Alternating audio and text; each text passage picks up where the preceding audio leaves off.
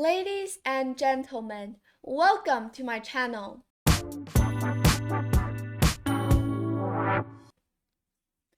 Today we're going to be taking a look at the 2025 the Prague International Chess Festival. And there is this amazing guy who is participating in this tournament, and he is none other than Aravindh Chithambaram, who is in the lead right now. The tournament was just stacked. This is a tournament which is stacked with top tier players, but he was a total standout. In the second round, already there have been 5 rounds being played, and in the second round, he took on Vincent Keymer, a very strong grandmaster from Germany.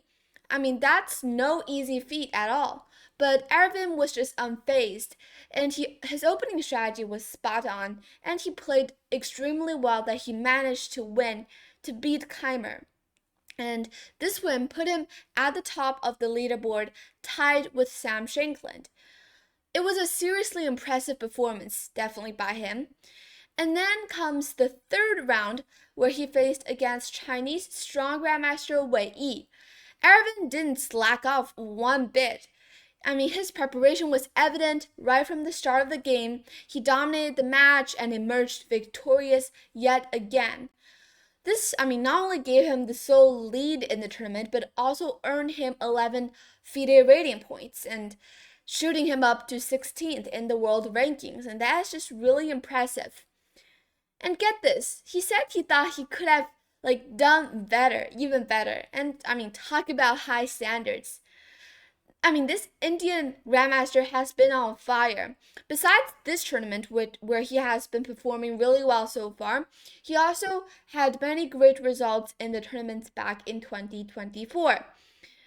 And winning back-to-back important games, his skills and mental toughness are just off the charts. Now, today in this video, I'm going to take you guys through one of his games that he played in this tournament so far. Because the time that I'm recording this video, only 5 rounds have been played, and tonight the 6th round will be played. But today, I'm just going to take you guys through one of the games. And before we do that though, I'm going to quickly introduce this tournament to you guys. So the Prague International Chess Festival 2025 is a traditional over-the-board classical super tournament in Prague. And here are the 10 players who are participating. We have Wei Yi, Liang Le, Aravindh Chithambaram, David Navarra, Taide van Nguyen, Pragnanandha Rameshbabu, Vincent Keymer, Anish Giri, Sam Shankland, and Addis Gurel. And this is the schedule of this whole tournament. So it is actually it starts on February 26th. And you can check the detailed schedule if you want. And this is the format. This is a round robin, which means that, there's 10 players. So you're going to be playing about 9 rounds, if I'm not mistaken. And here, the time control is 90 minutes for 40 moves with 30 more minutes for the rest of the game, and plus a 30-second increment per move from the beginning on move 1. Now, yes, it does says here it is a 10-player round robin, so there's going to be 9 rounds. And this is the location. It's definitely a really beautiful place to play chess at. And today, let's take a look and enjoy one of the games that Aravindh, our star of this tournament so far, has played. Now, this is the result so far, the overall result. After 5 rounds, we have Aravindh Chithambaram in first place, Pragnanandha Rameshbabu in second. Both of them are 3.5 out of 5, but Aravindh turned out to have probably a higher tiebreak than Prague does. And then in third place, we have Vincent Keymer, but worth noting is that he only has 2.5 out of 5. And this is both of these 2 players are in a 1-point lead. So the position, the situation of this ranking so far is actually extremely, basically if these 2 players don't really lose a couple of games in a row, then I guess this is just simply a 2-horse race. But still, the players in the 2.5 rankings are still possible to fight for first place. But it has to be in the fact that these two players either lose a couple of games or like just these players keep on winning. But right now, Aravindh Chithambaram is in first place. He is performing extremely well. And now let's take a look at round 2, where he is playing against Germany's strong grandmaster Vincent Keymer. He is with the black pieces, and Vincent starts with d4. Okay, and here we have d5, c4, the queen's gambit accepted, d takes c4, knight f3, and this is just a really common line that I don't really need to introduce anything. Here we have a6, and e3, very logical, b5 defending the c4 pawn, a4, and here simply we have bishop b7. b3 was played in the game, and here knight f6. Here we have b takes c4, and b4 was played. Now, actually, b4 is a really interesting option here. I mean, usually we play b takes c4, just take the pawn, and after bishop c4, play something like e6 to develop our pieces normally. But here in the game, b4 was played instead, and this might be somewhat of a preparation by Aravindh. And here Keymer decides to think for 13 minutes and played c5. So here the best move is actually to play knight bd2. And already at this point, I mean, b4 is like a move that is somewhat not the best and a slight inaccuracy, but usually it is these kinds of moves that can somehow confuse your opponent if they are not prepared for it, and they might come up with some even more weird replies. But here knight bd2 is the best reply here, because you do want to, for example, let's say if black develops the bishop with e6 and opens up the diagonal here, then white goes c5. At this point, the knight can jump to c4. And what is the main difference? Well, the main difference here is that if you go c5 first, there's now after knight c6, the main point is that if you go knight bd2 here, there's going to be e5. So at this point, black, let's compare this position again. If you go knight bd2 here, knight bd2 here, and for black, if black goes knight c6 here, then there's actually now, well, for white, many options. White doesn't need to go c5, it is not forced. Because here if white goes c5, then e5 is happening and we'll turn back to the exact same position. But here, white can have many more options, like a5. And e5 here definitely doesn't do anything because there's d5. So this means that if you play knight bd2 first for white, then it actually somehow gives, like, asks black a question. So, like, what are you going to play? Because if you go knight c6, e5 is kind of not possible. But here in the game, c5 was played immediately, which is, like, not the best move order, because now it gives black the chance to choose. Well, knight c6 was played in the game. Aravindh is still not using any of his time yet, so this is definitely in his comfort zone. This is definitely something that he has prepared. And in the game, we have queen b3 here. But already we can see that Vincent is somehow getting a little bit confused. The best move here is actually to develop with bishop c4. Just develop your bishop and quickly get your king to safety. That is what white should do here. And probably like knight a5 here. Very interestingly, you can just retreat your bishop back. Like your bishop moves back and forth, but you somehow lured black's knight into this side rank, which is not a very active place. And probably black can just go back to knight c6. But now knight bd2, for example, and then you just prepare for short castle. Because if you go short castle immediately, well, the main problem is that there's e5 here. Well, in the game, however, Vincent didn't play the best move bishop c4, but instead played queen b3, which is not an ideal problem, but somehow already moving towards the wrong direction. Here, giving black the chance to play e5 immediately. And here, well, Vincent played bishop c4, a really nice reply. Queen d7, defending the f7 pawn. We have bishop b2, putting pressure on the e5 pawn. And here, black took on d4. We have, well, actually here, there are many options for white. And I'm going to ask you guys, you can take with the bishop, take with the pawn, or take with the knight. Or even here, you can go short castle. Because if black keeps on taking the pawns and everything, black will be too slow in development. Basically here, white has 4 options. First of all, to take with the bishop, the pawn, or the knight. And then you can even go short castle. Well, in the game, of course, first we can see that knight takes d4 is definitely not a good option because you just simply lose a pawn after bishop c4. And if you take with a pawn, let's say you take with the pawn, well, maybe there's some long castle ideas even, but at least like taking with the pawn is better than taking with the knight, right? And here actually taking with the pawn and going short castle are both the best moves. Like, they're better than bishop takes and knight takes. Well, maybe pawn takes is slightly better than short castle, but what I'm trying to say is that both of these two moves work. E takes d4 is better, and the best reply here is to go long castle for black, and then white goes short castle. This is a really complex position, but you can play knight d5 to fix the position together. These pawns cannot move, but at the same time, you're also defending the b4 pawn. But of course, this needs a lot of calculation and your correct evaluation of the position. And in the game, Vincent decides to play bishop takes d4, which is not the best reply here. And in the game, Aravindh will just show you why this is not the best move, why this is a mistake. In the game, first of all, black played this really nice move, knight e4. And in the game here, what white should do is still to go short castle, just give up the c5 pawn, because this is a dead pawn anyways. And then after black takes, well, black is up a pawn, but still white does have compensation for that, like black's pawn structure is a little bit damaged, white is also slightly faster in development, white has the king castle, then black hasn't, so still there's some compensation for the lost pawn. But in the position, however, Vincent, he wants to try his best to defend the pawn and just don't be down. He doesn't want to be down in any material, and he decides to play queen c2.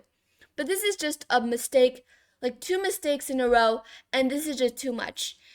And I mean, if black didn't see any of the best replies here, then probably white will still be fine.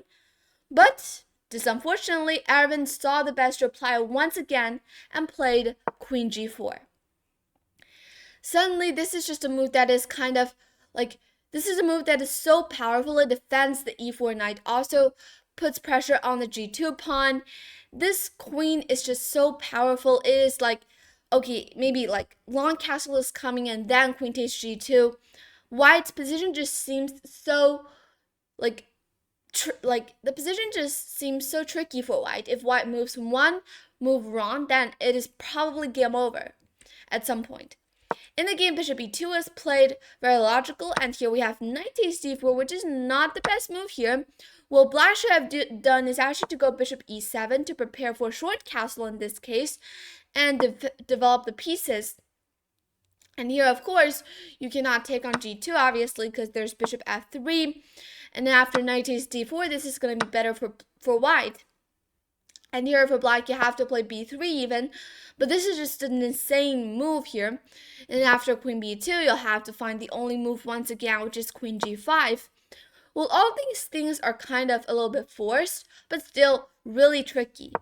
And in the game, that is why probably like Aravindh didn't saw like maybe he didn't think that like bishop e7 was a really nice option, and he decides first of all to take on d4, and then after knight takes d4, then take on g2. So maybe he's gone a little bit greedy because he want to win a pawn, but his king is still in the center, and that could cause a lot of trouble. And in the game, bishop f3 was first played by Vincent, and in the game, however, Aravindh played b3 instead of retreating the queen back, because normally like for some people, you just might think, okay, my queen is getting attacked and I'm going to move it back, defend my knight. But it doesn't do that, because here there's c6, attacking the bishop and blockading this diagonal. White is going to be winning the knight on the next move. But fortunately for black, black has this really nice move, b3, and white cannot take because there's queen f2. And that is why in the game, Vincent decides to trade off the queens, and bishop takes g2, b takes c2 was played, knight d2 developing the knight. We have a couple of exchanges, knight takes b7 and king e2 here. Well, obviously the c2 pawn is dead, but still at this point black is up 2 pawns, and all black needs to do is first of all to develop his pieces, get the king to safety. We have king takes and long castle. Finally, black achieved his development. The king got to safety, and now c5 is a big threat to pin this knight. Well, in the game, we have rook takes c2, because if you go c5, the rook is pinning this, the pawn and the king, and you'll have to, white, it gives white the chance to move the king away, and then just move the knight away, because you cannot take, because there's the rook pinning the pawn. But in the game, black decides to play rook he8. Now, actually, at this point, black is still up a pawn, but if white plays extremely accurate, white definitely is able to hold the draw here. But in the game here, after rook g1, this is still fine. We have g6, okay, defending the pawn, rook c6, rook d6, and here rook comes to c1, takes. Well, actually, at this point, the advantage is not increasing for black, and this is not enough for black to win. We have knight d6. Well, of course, Aravindh is up a pawn, so there's no reason for him not to keep fighting. And then the game f3 was played, because if you take on a6, if you take on a6, there's this really deadly trick here, which is king b7, attacking the rook, and now you have to play rook c6, but there's like rook a8 to win this pawn back immediately. And don't even think about going rook e5, because there's knight c4, forking the king and the rook, winning immediately on the spot for black.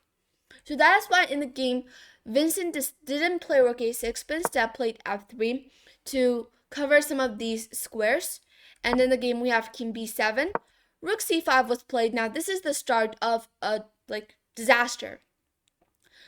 At this point, both players don't have enough time, but Vincent only has 1 minute left on the clock, whereas Aravindh still has 9 minutes, so it's pretty much enough for him. And they're still 10 moves away from reaching the second time control. And here the best move is actually to go rook c2. But actually here you can see that it is really easy for white to make a mistake, because there's just so many available squares here for the rook to go to. Rook c5, rook c3, rook c2, rook c1, but rook c2 is the best move. And why? Because after rook e5, let's say this is an idea that black always has in this position, you can always go like king d3 at some point to use the rook to defend the h2 pawn on the rank. But here, if you go rook c5 here, even though it prevents rook e5, but now that there's still this really nice move, and guess what it is?